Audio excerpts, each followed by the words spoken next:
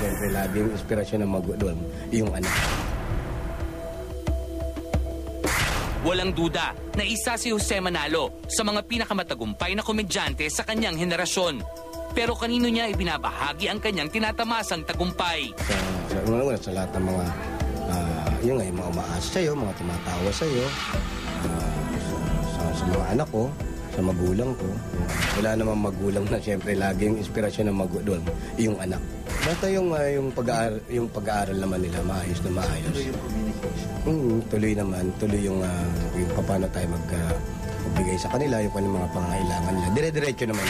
Kumusta naman sila ng kanyang asawang si Annalyn?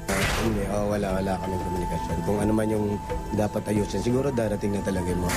Does Jose see himself falling in love again? Lahat naman ng tao, siyempre, lahat ng tao, kailangan yung makakasama niya sa buhay.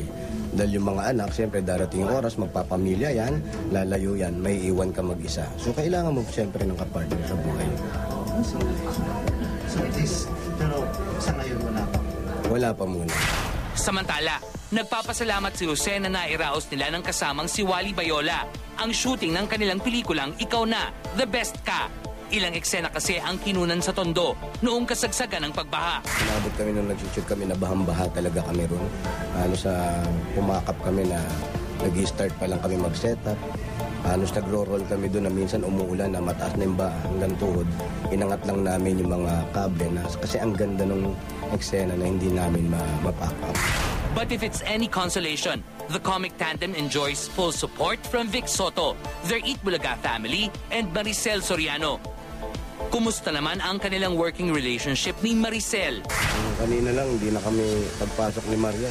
Hindi na namin alam kung paano namin siya approach, paano kami haharap sa kanya. Nahihiya talaga kami. Siyempre, Maricel Soriano. Kay Bossing, sanay na kami kay Bossing. Naku, hindi totoo yan. Siyempre, sabi niya Maricel Soriano yan. Hindi yan totoo. Nandun pa lang niloloko na niya ako eh. May kissing scene ba sila ni Solen? Hindi, mahihiyain talaga ako eh. Dito lang, dito sa akin. Hindi, meron talaga, pero sabi ko wag na lang. Next time.